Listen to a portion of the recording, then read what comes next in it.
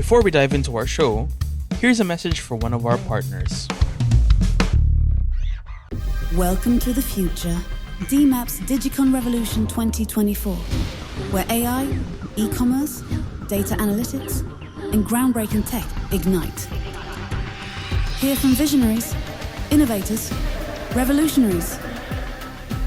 Hands-on masterclasses to turn you into a leader, an innovator. Don't just adapt. Drive the change. In a world racing forward, be the force that leads. DMAP's Digicon Revolution 2024. Your digital future starts now. Join the revolution. Register today at digicon.com.ph.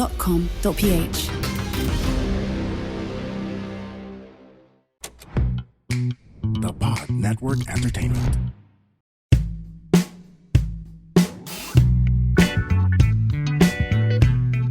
For today's Kaya Pa Ba episode, ang aking guest ay ang TikTok famous na kumare ko na si Poca. Of course, dahil magkumare kami, nagtilian kami at nagbaklaan kami, pero actually, humugot din kami. Pinag-usapan namin resenting our parents, trying to heal our inner child, at kung paano namin nalampasan ang mga pagsubok ng life.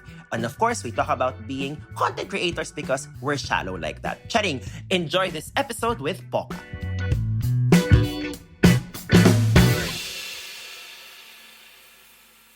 Okay, so hi everyone. Ang ating guest today ay isang famous TikToker.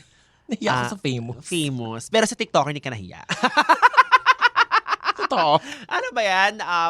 So, andito po si Poca. Hi, Mars. Hello, Mare. So, welcome to the Aw. set. Welcome to the pod. You're one of our first guests. So, hello. Hello, hi everyone. May tawag ka ba sa mga manonood mo? Wala pa. Siguro si Wala pa. Isipan natin sila ng Sige, pangalan sige. eventually. Binigyan pa ako ng assignment ng kumare ko. Correct, oo. Troll for now, Troll Farm ang itawag natin sa kanila. Jesus, take the wheel. Oo, ganon. So, kamusta ka today? Oh, yes. Anyway, first of all, thank you for having me here, Mare. Pagod na pagod ako. Yung Pride Month, everyone, it was physically exhausting, pero empowering. I would Correct, say na it's really empowering. Month natin, mga baklita. Pero yan. spiritually draining din siya. Kasi parang tatanungin ka ni Lord, may ibabakla ka pa ba? Tapos sasagutin mo, actually, Todo mo na ba wala yan? na. Todo mo na ba yun? Oh, todo na ba yan? Did you hit the limit? Yes, I did. Correct. So, Let's nandito po go. ang ating guest for today is si Poca. So, Hello. kamusta ang, I guess, after Pride Month, kamusta ka now? I'm sure ngayon ka palang bumabalik sa katawan mo. Yes, and the term is bumabalik. Hindi pa ako nakabalik ng bongga. Actually, kaninang umaga, medyo nilalagnat ako, Mare. Kasi talagang grabe yung pagod. Like, Salamat sinabi mo siya live, Literal. ha? So kung ito na po ang last episode namin, siya po ang ating ipablotter. Okay. pero hindi pa naman ako nakapagpa-swab. Ah. Hindi ko malasahan yung kape. Eme lang. Well, I'm okay. I'm really good. I'm happy na kahit papano, tuloy-tuloy naman ng content creation. Nabubuhay naman tayo sa content creation. Correct.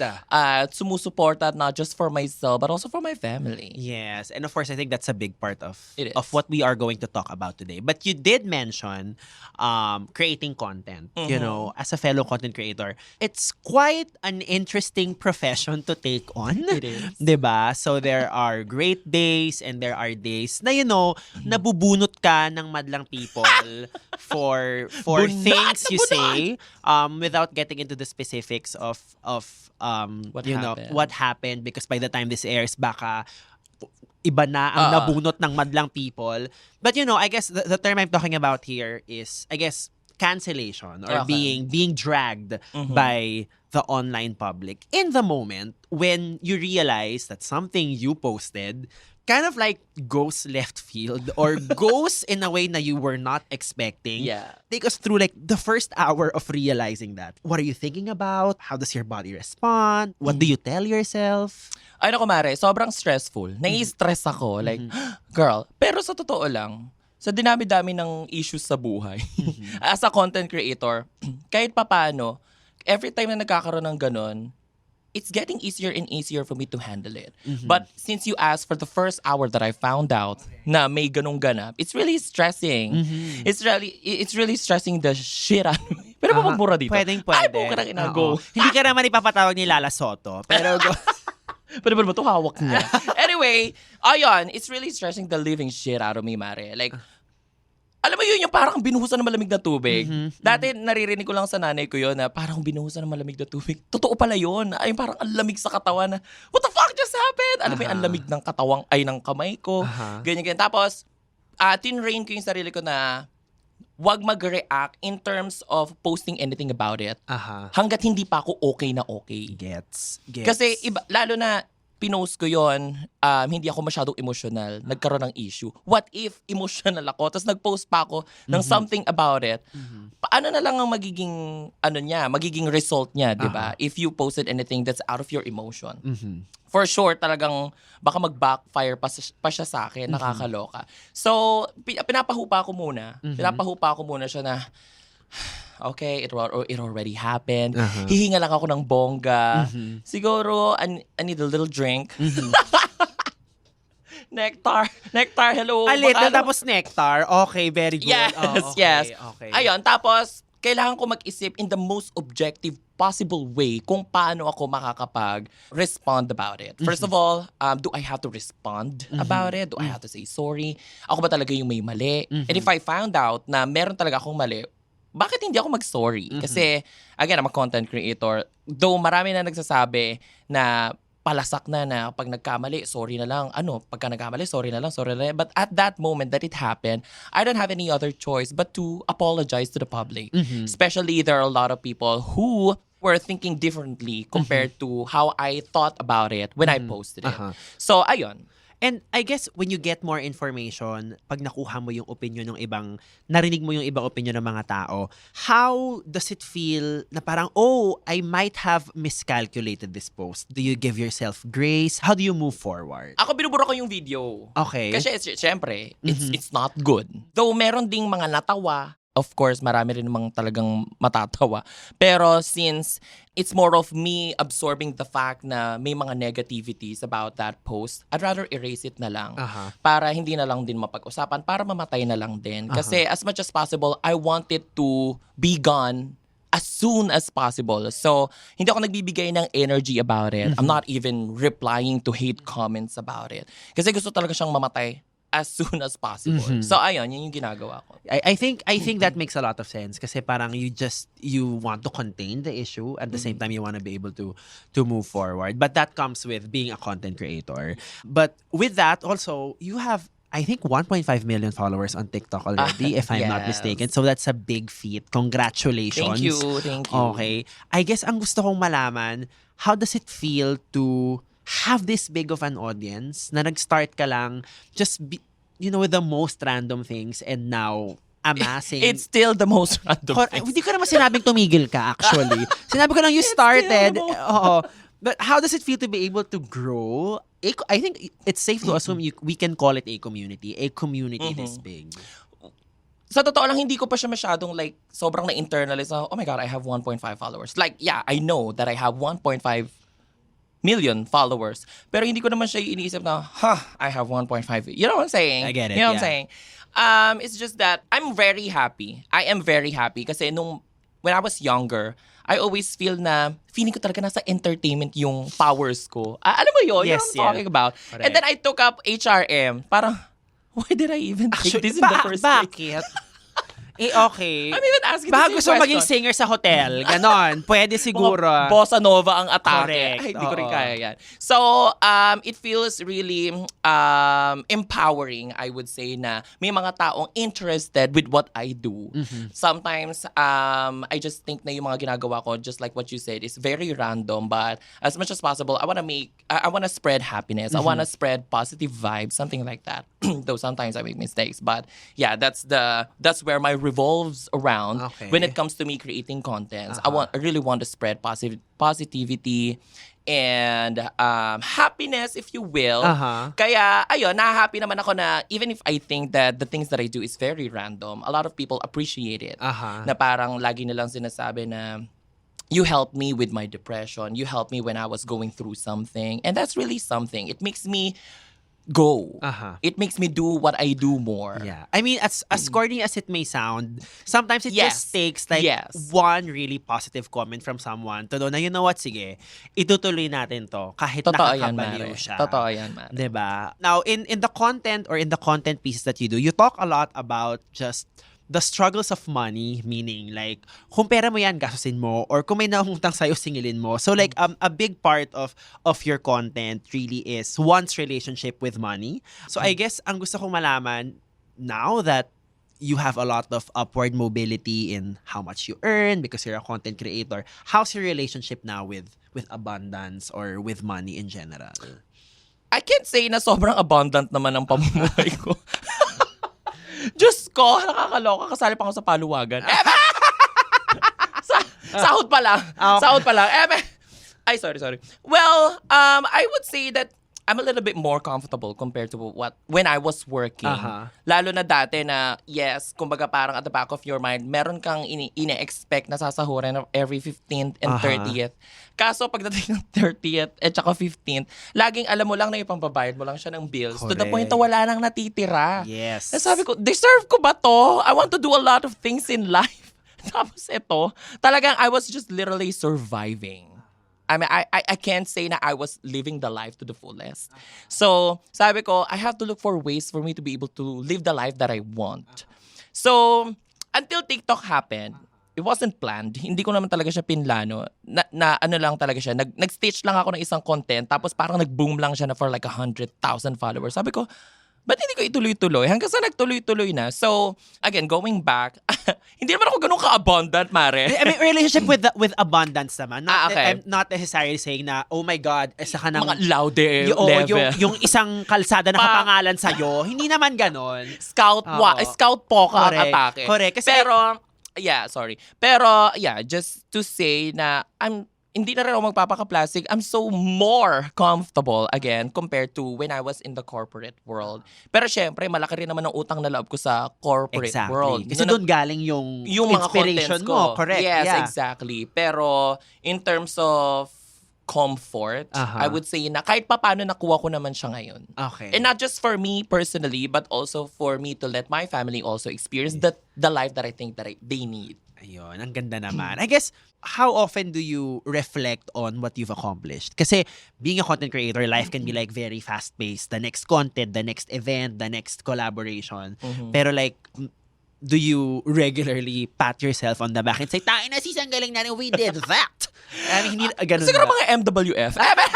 May schedule. Kung may scheduled breakdown, may scheduled affirm. Tama naman! Yes, TTHS ang breakdown. Correct. TTHS ang breakdown, MWF, ikaw ang bida. Kahit wala kang nagawa for that day, i-celebrate mo. Yes. Oo. Well, syempre, minsan, pag sobrang busy talaga, like, hindi ko na talaga siya maisip. Pero, if you're gonna go back to the days na parang hirap na hirap talaga ako sa buhay, doon ko talaga na-realize, especially before going to bed.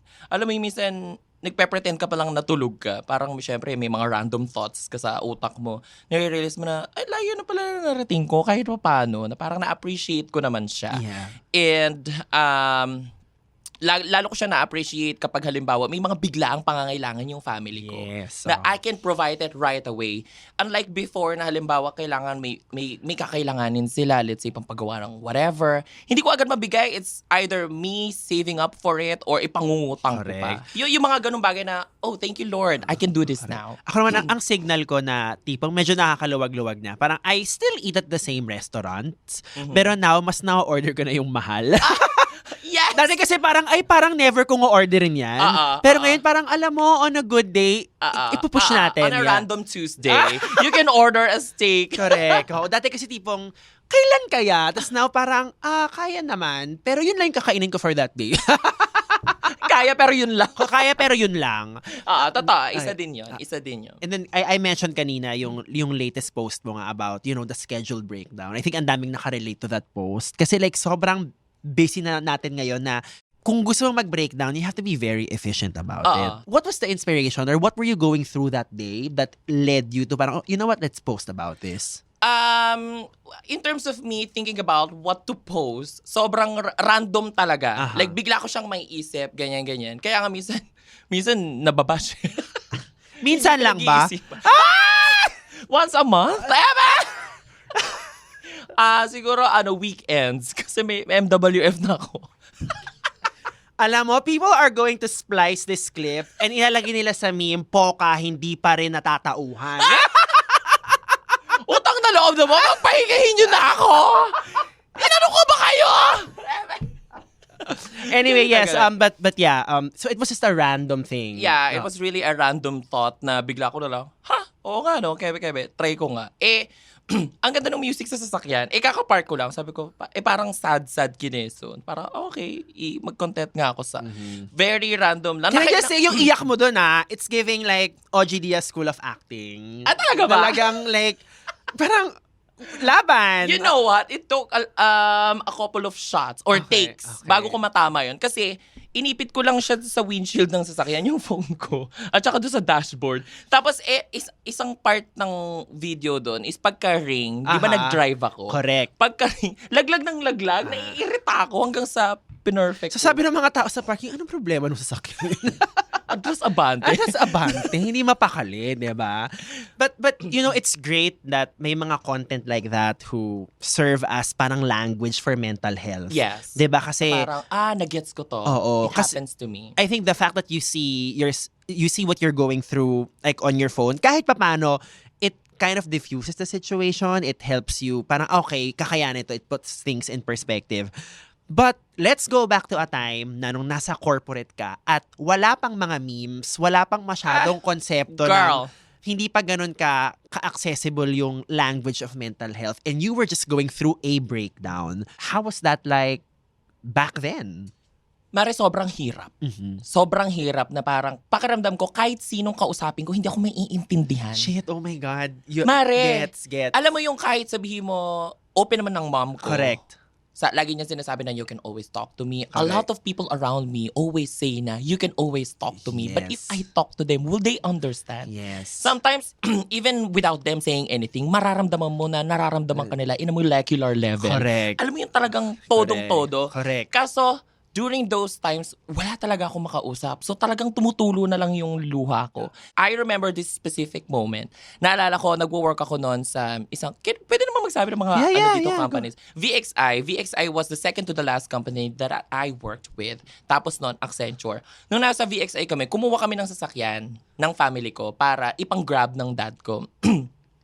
Tapos hanggang sa natapos na, yung panghulog, siya naman na yun eh. Kumbaga yung credentials kailangan lang sa akin kasi I have all the papers and all the requirements. Pero yung sabihin mong panghulog, siya na yun kasi yung imbis na ipang boundary niya, ihulog na lang sa sasakyan namin. Kumbaga para may sarili na rin kaming car. Tapos nung nasa Accenture na ako, parang yun yung mga moments na sobrang busy. Every time na, yung project namin before, mga around December, kapag around December, sobrang busy kasi about apartments. So mga naglilipat, ganyan. So sobrang busy. So kailangan bongga rin yung OT namin overtime. So everyday overtime namin 3 oras. Oh my God. Hindi naman siya voice. I was in the BPO before, pero hindi siya voice. Kumbaga, lang siya, back office. Pero knowing that there's gonna be another 3 hours per day, it was really exhausting physically and mentally. Tapos, yung mga panahon na yon, hindi pa kami nakakahulog sa sasakyan. For some reason, I don't know, hindi naman ako yung nagda-drive para malaman ko. Alam ko ba yung kinikita ng dad ko. Hanggang sa yung 3 hours na OT na yun, meron kaming break noon. So nag-break ako, sabi ko, ba't ang dami tinatawag ng nanay ko? Tapos tumawag yung nanay ko, sabi niya, anak, withdraw mo na lang yung pera dun sa account natin, ipabatak na lang natin yung sasakyan. Now, a quick message from one of our partners. Welcome to the future. DMAP's Digicon Revolution 2024, where AI, e-commerce, data analytics, and groundbreaking tech ignite. Hear from visionaries, innovators, revolutionaries. Hands-on masterclasses to turn you into a leader, an innovator. Don't just adapt. Drive the change. In a world racing forward, be the force that leads. DMAP's Digicon Revolution 2024. Your digital future starts now. Join the revolution. Register today at digicon.com.ph.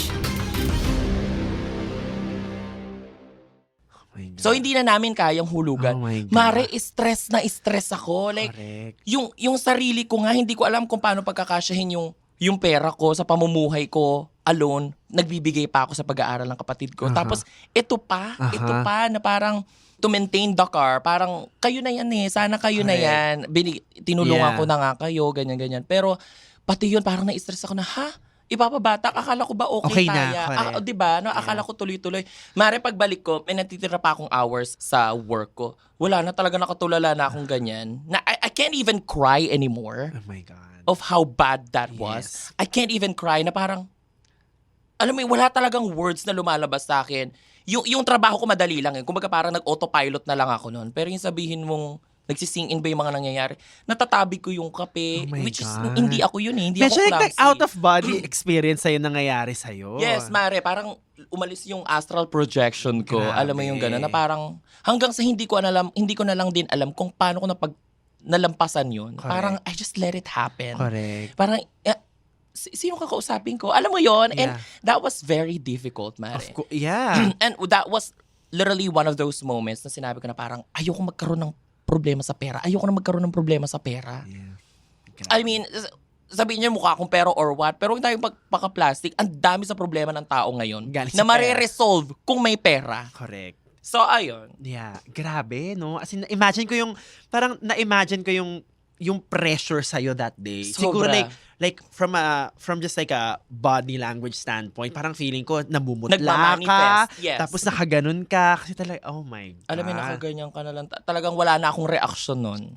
Grabe. Oh my God. Pero yun nga, minention mo kanina na hindi, mahirap siyang sabihin to like the people you love or the people who care for you. And feeling ko a big part din nun is pag kinwento mo kasi sa ibang tao, pag dadaanan mo ulit i-recall mo Totoo. ulit. Diba? So parang, Imbis na masaktan ka lang ulit. oh, correct. So yun din. Pero eventually, itong story mo of that very, very intense day, nakwento mo ba ito sa parents mo? No. Oh, wow. This is actually the first time that I talked about Oh it. my God. Oo, totoo. Kasi hindi na ako nakatira nun sa bahay. Sa Bulacan kasi ako. Hindi na ako nakatira nun. Nagre-rent na ako sa QC, sa Cubao. Kasi doon lang din yung work ko. So pagkatapos nun, umuwi na lang ako. Tapos wala na, tulala na lang. Grinder na lang. Ah! Yan tayo Yan tayo sa grinder. Yes! Tingin Purple. Pero now, it's great nga that, you can provide na for kahit your papaano. family, I feel very blessed. your brothers and sisters. And that's because nga, you chose diskarte, you chose to be a content creator, diba? Na parang you took a big risk. Let's admit it. I think it's a big risk to, let go of your 9 to 5. It's and a big-ass risk. especially like your first few months doing content, it's like, okay, I did a few videos na nag-viral, but like, can I really sustain this? Exactly. Diba? May ganong parang, okay. Mabubuhay ba ako dito? Correct. I guess ang gusto kong malaman, and you talked about this sa content mo, yung diploma or diskarte. Now that you chose diskarte, ano yung mga bagay na miss out mo dahil nga you chose to be a breadwinner, you chose to pursue this other career? Of course, first of all, it's the graduation. Of course. It's the graduation. Na-miss ko siya. And every time na nakakakita ako ng graduation, I don't know what to feel. I really don't know what to feel. Tapos yung pangalawa kong kapatid, yung sumunod sa akin, gumraduate siya. Tapos cum laude pa. Alam mo yung sobrang proud ko. Pero nung nandun ako sa gym, parang covered court nung school nila, sa BSU, umiiyak ako, Mare. Oh my Umiiyak ako na parang, I am so proud of my brother. I couldn't be any prouder. But at the same time, I'm sad na sana naranasan ko din yan. Yeah. Na parang minsan sana, wala pa kayong tissue kasi baka umiyak ako. Okay lang. Etong plant. Ano tayo dito? Sorry, naging drama-rama to, pero may go-go kwento. Yes. Na parang sana naranasan ko rin yun. Sana, nung mga panahon na siya yung nag-aaral, nung mga panahon na ako yung nag-aaral, meron akong someone that I can lean on, just like me. Oh Meron my sana God. akong Poca or Warren na, Kuya, alam mo yon, kahit paano nakakapagbigay-bigay ako noon, lalo na nagtatrabaho ako. Hindi man ganun kalaki yung pera ko, pero halimbawa meron silang field trip, meron silang retreat, kahit paano meron akong pambaon man lang ba. Mare, dati ako nag-field trip, ang baon ko lang literally just food. Like literally just food. Hindi mo naman pwedeng ipasok yun sa mga establishments. What if nagutom ka na? Talagang nagdadry na yung bibig ko sa sobrang gutom that I had to go back to the bus just for me to be able to eat. Tapos sabi ko parang, sana yung mga moments na to, meron din akong ganto when I was younger, when I was studying. But I didn't have. Pero, minsan tumatama lang yun eh. Pero at the same time, again, we have to acknowledge our emotions. But do not Correct. dwell on the negative Correct. ones. So I'd rather just think about the fact na I was able to support them in terms of their studies. Yeah. I want to talk about this thought na sana merong katulad ko nung time na kailangan kong ng tulong. These days, how often does that kind of thought visit you? Because now you're able to provide and rewrite yung narrative mo. Pero do you still kind of go back Sobrang na... bihira na, Mare. Bihira It's naman. not as often as it was before. Na Correct. parang, siguro every cut-off ko na lang iniisip. Sana meron ako mahingan man lang ba? Alam mo yon? Wala! Diyos ko, meron man ako mautangan sanla pa ng ATM. Do you know that? Yung nagsasanla ng ATM. May ganun? Yes, sa corporate world, isasanla mo yung ATM mo. Let's say, mangungutang ka ng 20,000. Kukunin nila yung ATM mo. Tapos, mag-uusap kayo kung magkano yung iuhulog nyo per month. Tapos sila yung mag-withdraw nun, ikakaltas na nila yun sa'yo. Mare, that's Di ba a parang thing. privacy breach yun or something? Pero, Literally, it is. Yes. But it happens. kasi ganun na yung need to Kagipitan. survive. Yeah. Yes, Mare, na parang, tangina, wala pa akong sahod, ubos na. Like, my let's say, ang ina-expect kong sasahurin ko for that cut-off is 15,000. Minsan, parang 10 na lang natitira sa akin. Mabubuhay pa ako, iinom pa ako. Ate, ano? Okay. Nagtatrabaho ako, di ako iinom. Di ba part yun ng regimen mo to be able to, you Yes. know, operate properly. Yeah, Yes, di ba? As exactly. long as So, it's... ayun. as long as So now it's- you know na sanla ng ATM is a thing. Grabe, in Yes. fairness. So talagang kapit ka talaga sa leeg nung... Mare, sobra. nung need to Hirap na just hirap let's get it through the next deadline ng bayad. Ay, Diyos ko, it doesn't just happen for like one cutoff. It happens for like a few months. Kasi hulog-hulog, hindi mo naman kayang magbayad ng 20,000 na inutang mo. Just like that. Correct. Kasi ano na matitira sa'yo? Kulang pa. So, kailangan hulog-hulog. So, ayun, wala na natitira. And if you... how recent or how long ago was this?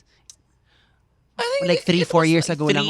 3-4 years, literally. It's 3-4 pretty years. recent, ha? Totoo. I've been a content creator for 3 years. Oh, wow. I would say. Pero hindi naman yung 3 years na yun talagang namumulaklak yung Correct. pagiging content Yeah. creator ko. Siyempre, I started from the scratch. Ayun, mga around 3 to 4 Sobrang years. recent lang, no? And Sobra. palakpakan natin dahil Oy, kahit stop. papano, 'di ba? Kahit papano parang in 3 years. 'Di ba? If isipin mo like in corporate, yung 3 years, you're lucky if you get promoted. But itong 3 years, you're able to just really push what you can do and provide for Exactly. I mean that's medyo yun rin naman yung masaya sa pagko-content kahit papano. Parang medyo you have a lot of freedom, a lot of agency to just like Tap carve the you, life that you yeah. want. So, in fair. Now, speaking of the life that you want, like, where do you see the Poca brand? I don't know, like, Going. 3-5 years from now, what are some dream projects na talagang you hold close to you but you just are praying to the universe that you get to attract something like that? I-summon na natin into the... Actually, The gusto ko rin universe. talaga ang hosting. Aha. I love hosting. I feel na parang na-maximize ko yung talent ko whenever I do hosting. So, I'm thinking about pasukin ng show business. I'm Correct. thinking about it actually, but not to act. Pero at least to look for those shows na I can host, stuff like that. Yeah. What's a show you parang like with all the shows happening right now, what's a show you would want to do or like you would want to be a part of? If sky there's a is part the of me that I wanna limit. be part of Showtime. Of course. Diyos ko, sino bang hindi? Pero parang, okay na sila dun eh. Parang, it's gonna be one too many kung dadagdag Well, pa they ako. keep updating naman their lineup, diba? I don't know what's gonna happen in the future. Uh-huh. Baka magkaroon ng other show in the Uh-huh. future. Pero, ayun. Yeah. To be a host in the future. Yeah, and you know, we're always thinking about that as content creators, right? Like, meron ba tayong luxury to be able to think 3 years ahead? Kasi right now, di ba, parang, you know what? Basta may racket ako next week, okay tayo. Okay Oo. tayo doon. Mahirap para sa atin ang mag-isip ng super long term. Yeah, yeah, and that's again, you know, we chose this life, but that is a part of it. But also, let's go back again to to your parents? Because marami rin akong mga issues sa nanay at tatay ko. Charing! Pare, i-shot mo. Ang alak, i-shot mo. So you with medyo related to dun sa parang Grab story mo kanina with a car na ipanggagrab okay. ng parents mo. But now na now that you can provide na for your family, you mentioned in I think your Jollibee parang birthday post bash. na Yes. you have felt some resentment towards your parents because parang ikaw na yung naging parent, I guess. But now eventually because of time you realize na all is good, that in itself was a blessing. But getting to that point na okay ka na is Girl, it's not easy. correct. So simulan natin sa starting point sa resentment. When you Yes. were resenting, I guess, your parents, what specifically was it that you wanted to parang hindi naman ingud-ngud, pero what did you wanna tell them? Sana you could have prepared more. Bago kayo nag-anak. Alam mo yon Yeah. na parang okay. Kasi, you know what, growing up, laging ini-instill sa akin ng parents ko na the reason why you wanna have kids is para magkaroon ng mag-aalaga sa inyo in the future. Aha. Yun yung akala ko, okay. So, Correct. paano ako? Bakla ako. Correct. Paano Ako rin, ganun rin yung dinownload sa akin growing up. Diba? Yeah. Paano ako bakla ako? Magkakaanak ba ako? Alam mo yun, na-pressure ako. But growing up, na nagkakaroon ako ng other knowledge that I can get from different people, from different medias, doon ko na-realize na that's not the point why we won't have kids. Aha. Diba? And the reason why we're gonna have kids is for us to nourish them, to Correct. nurture them in the future so that they can stand alone on their own feet. Correct. Pero hindi for them to give back to us. Aha. Na yun yung na-instill sa akin, Mare. Aha. Parang, okay. So, going back to your question, I hope that you guys have prepared more in terms of us going to school, at least yung mga ganong bagay man lang ba. Kasi when I was in college, wala pang 5,000, Mare. Wala pang 5,000 ng tuition ko per sem. Hirap na hirap pa kami. Grabe. Hirap na hirap pa kami. Tapos ano pa yun anong tawag doon? Yung hulugan, Aha, yung plan. aha. Na parang kung ano yung may mamimili ka ng mga plans doon. Plan A na parang isang hulugan, tapos plan B parang 2 hulugan. Or pinipili namin lagi yung may pinakamaraming Installment. Yes, maraming installment. Tapos nagpo-promissory note pa kami. Grabe. Like, fuck. Tapos HRM pa ako. Ang daming gastos pag HRM ka, Mare. Parang ang uniform yata namin 5. Siyempre, each uniform kailangan may kanya-kanyang gastos yan. Kung front office, bibili ka ng kung ano-ano. Kung kitchen, bibili ka ng ingredients. Kung bar, bibili ka ng mga alak. Kung yung anong tawag doon, yung mga naglilinis ng kwarto sa hotel. Housekeeping.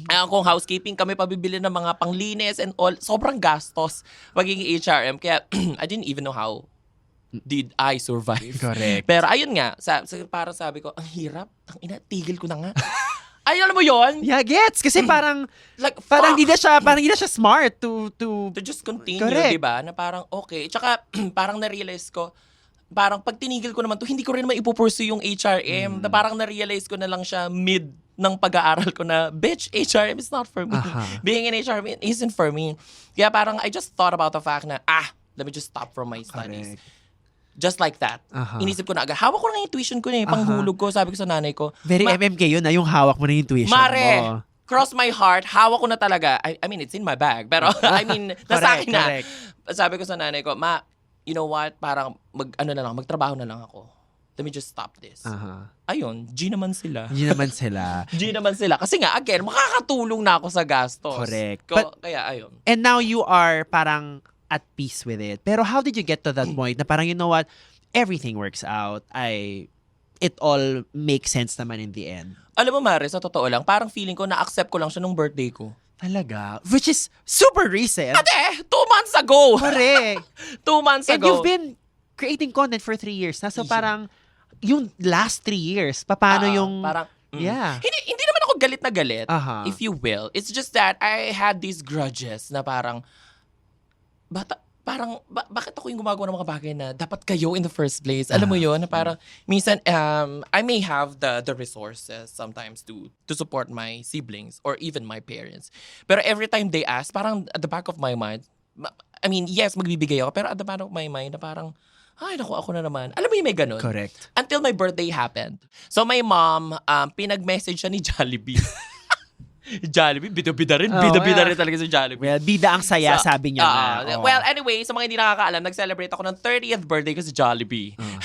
So, I celebrated my birthday sa Jollibee. Tapos, pinag-message nila yung mom ko. Ang sabi ng nanay ko, salamat Jollibee ha. Kasi ito mom ko, ito yung si Jollibee na mascot. Sabi niya, salamat Jollibee ha. Kasi pinaranas mo sa anak ko na makapag-birthday sa Jollibee kasi ako hindi ko na kaya to. Oh, wow. Alam mo yun, so, Mare? all along, like, she knew, she was aware. She knew. I just needed to hear it. Oh my I just needed to God. hear it from your mouth na you're saying na hindi ko na kaya to. Kasi parang ever since I took over the responsibility Yeah. na magpaaral, parang wala akong ibang narinig na, yes, they're thankful, pero sometimes it's nice when you hear exactly what you wanted to hear. Correct. Na parang hindi porket ito na yung nangyayari, hindi nyo na pag-uusapan. Sometimes it's really nice. And for me, it really helped. Like, fuck, na parang, alam mo, humahagulgul ako nung birthday ko. Sabi ko, ayokong umiyak kasi I just wanted to be fun, happy-happy lang. Kasi yung nanay ko hindi. Ang sabi niya kay Jollibee na parang, salamat Jollibee kasi naparanas mo to sa anak ko kasi hindi ko kaya to nung bata siya. Naiyak talaga ako naman. Tapos sabi niya, nagpapasalamat din ako sa Diyos dahil siya na rin yung, kumbaga, nag-take over ng pag-aaral ng mga kapatid niya kasi hindi na namin kaya ng daddy niya. Alam mo yung parang there's like a super heavy shit Yeah. na umalis sa dibdib ko na Correct. parang that's the only thing that I needed to hear. And I think at the same time, hearing your mom parang speak that truth, I'm sure you just wanted to parang hug her and tell her, okay na tayo, okay na. It's Oo. di ba? Mare, totoo yun na parang pagkatapos na nag-O-bar pa kami, syempre, party. Pero hindi nakasama nanay ko. Si Jollibee na lang. Baka ba yun? Si Jollibee na kasama niyo. Nagtitip pa doon sa mga go-go boys. Mom, what the hell? Pero nung pag-uwi namin sa condo, Yeah. iyak ako ng iyak. I'm Na sure. parang I have finally heard the things that I didn't even know I needed to hear. Na parang it was really healing for me. Na parang, and then after that, I created that content. Yeah. Yan sabi ko na parang, finally, narinig ko na siya sa nanay ko na I've been holding these grudges for quite some time. Pero iba yung pakiramdam na narinig ko siya verbally from my mom that they knew exactly the reason why I had these resentments against them. Diba? Na parang, oh my God, it was really healing for me. So, ayun. Nakakatuwa naman. Yun ang tunay na birthday gift, di ba? Sobra me. Yeah. Sobra. And again, I mean, we keep talking about, healing the inner child and mental health here. But sometimes talagang may mga kailangan tayong marinig na consciously or unconsciously pag narinig natin, nawawala yung baggage na yun sa atin. Totoo. Diba? Ako rin, like, sa tatay ko, tuwing sinasabi niyang proud siya sa akin, out of nowhere, nagulat na lang ako, apparently I needed to hear that pa lang. So may mga ganun. Diba? Parang hindi mo naman ine-expect na kailangan mo until they say it. Na parang, girl, I need this shit. Correct. In fairness. Yes. Grabe. Well, I'm very happy na nakuha Thank mo you, yon. But in terms of, I guess, nasa point ka na ngayon na very aware ka na may inner child kang hinihil. Yes. Diba? Kasi parang, Of course. parang na-realize mo, oh my God, marami pa pala akong mga sugat na kailangang I-heal. i-heal. Like, if you don't mind me asking, like, what are some of the things that you are working on? Like on yourself, or just like having more peace in your heart with certain issues you might have brought with you consciously or unconsciously? Ako, naniniwala talaga ako sa fact na the reason why we're earning money is for us to enjoy it. Yeah. Totoo. Pero not to the point na wala ka nakakainin bukas. Of course, you should at least prepare for your future. Pero yung fact na the reason why you're getting all this money, and this is literally for you to enjoy the fuck out of it. Especially when you lack money before. Correct. Yeah. So, ngayon, as much as possible, kung kaya ng schedule, ita-travel ko talaga. Kahit ba sabihin mong simpleng Boracay, kahit ba sabihin mong biglang Korea, alam mo yun. Why not? If you have all the resources for you to enjoy life, do it. I mean, we have different ways how we think we can enjoy life. But as for me, I sometimes travel, I sometimes shop if I could. Hindi ko na naman pwedeng mag-shopping lagi, ate. Hindi naman ganun kalakihan yung kondo para isaksak lahat ng gamit. At saka hindi naman sobrang dami ng pera ko. I can do it occasionally lang Okay. naman. Pero at least I can finally do it na. Yeah, I love it. I think that's really great na you are able to provide for yourself na. Exactly. That's the point. I think ang saya nung feeling na, you know what, kaya kong yumolo kasi kaya ng sarili Like, ko. pagkakain ka sabi mo, sa Correct. restaurant, girl, bitch. Dito tayo sa pinakamahal, kahit hindi naman talaga natin gusto yan. May pinapamukha lang ako sa inner child. Correct. Para lang sa inner child ko yan.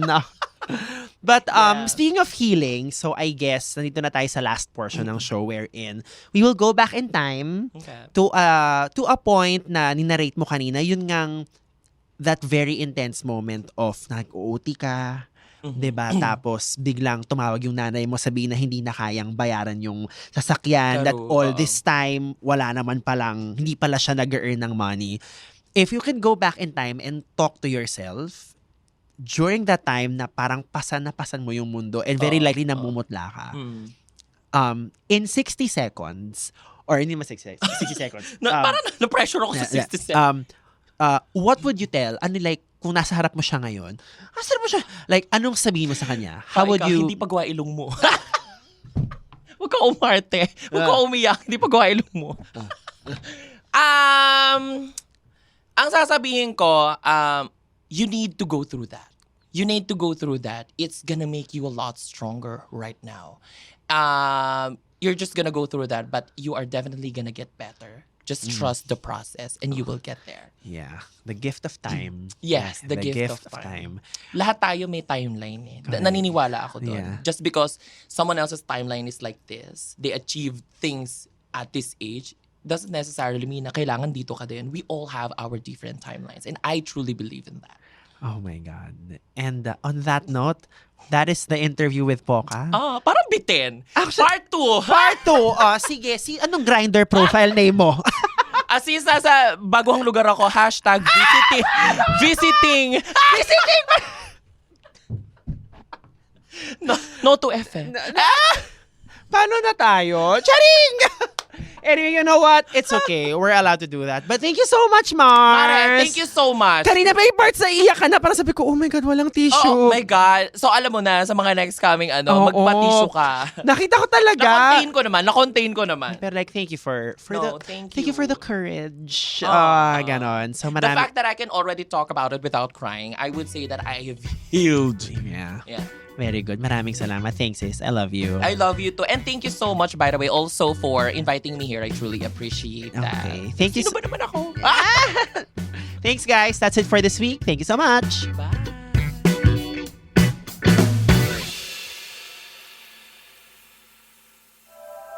The opinions of podcast creators, hosts, and guests are not necessarily reflective of the official stance of the Pod Network Entertainment, its hosts, or other network programs. The content created by the people behind the podcast is personal and not meant to harm any religion, ethnicity, group, organization, company, or individual.